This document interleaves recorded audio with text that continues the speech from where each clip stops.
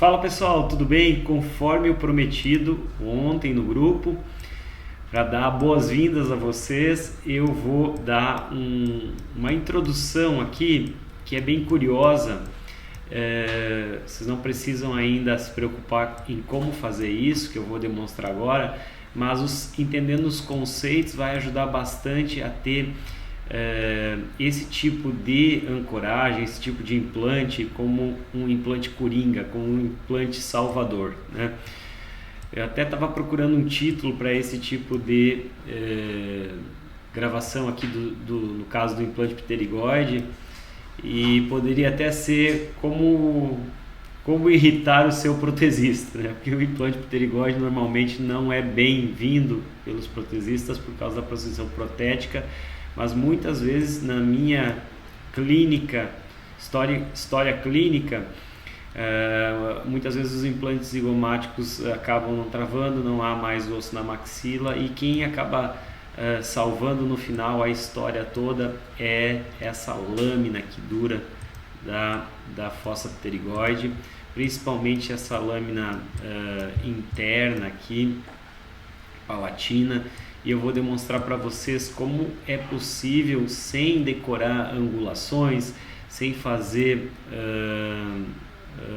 qualquer tipo de uso de instrumental específico, gastar nisso. Não, se você entender bem o planejamento e saber que cada paciente tem uma anatomia diferente do outro, você vai conseguir fazer com as fresas do próprio sistema.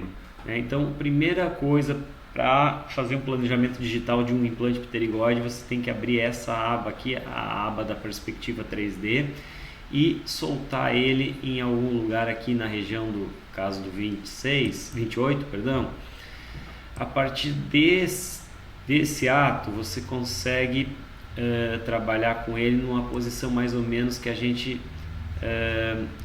acha que seria ideal, né? Então, a gente coloca ele para dentro aqui da maxila, como vocês estão vendo.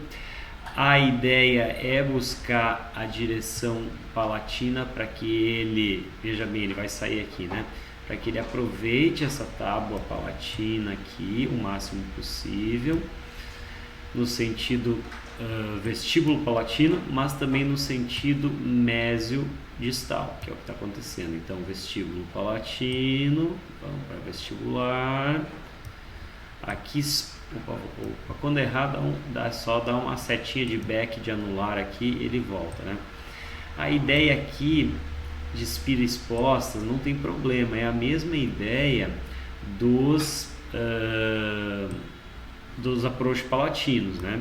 Então, quando a gente tem uma espira exposta na fossa pterigoídea, não há problema. O importante é, se você já fez endodontia, sentir cada lâmina. A fresagem também agora é um ponto importante que eu vou falar em relação à fresagem desse implante.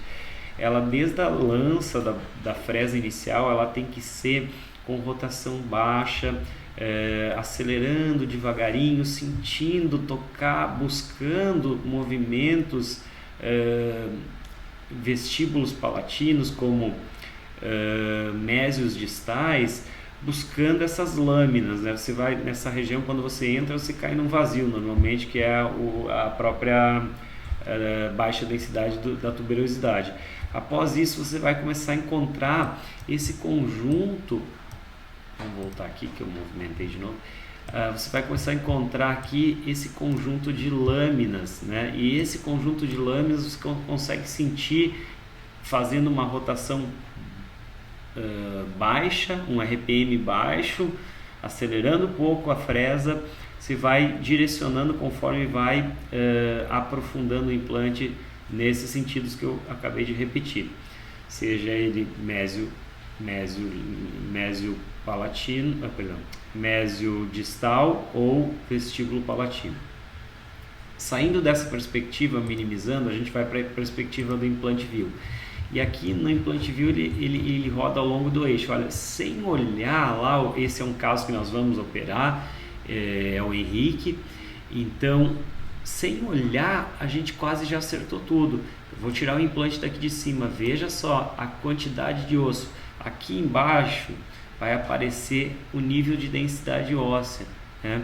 Não sei se está aparecendo aí para vocês, mas 200, ó, conforme vai subindo, às vezes baixa, negativo, dependendo da onde a gente está passando o mouse, ó, chega a 600, 700, é uma densidade muito alta. Então a gente traz nessa perspectiva o implante. Poderia ser maior, Fábio? Poderia, tá? Poderia ser só 18? Poderia também, tá? Então a gente consegue posicionar ele 3D de forma perfeita, simples assim, para fazer o implante pterigóide. Claro que na hora, sem guia, sem nada, vai meio no olho, então a gente decora detalhes anatômicos, né? Então a gente sabe que a gente vai ter que usar, fazer o descolamento até o final da tuberosidade, na junção da fossa pterigóide, aonde começam as lâminas duras, né? E sempre tem em mente, vou diminuir aqui a densidade da maxila, para a gente poder ter uma noção melhor, do implante ali dentro, né? Então vamos aumentar a translucidez aqui, né?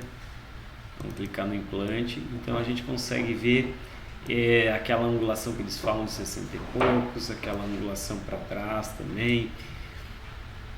Mas o mais importante aqui é isso que a gente estava falando, é buscar de uma forma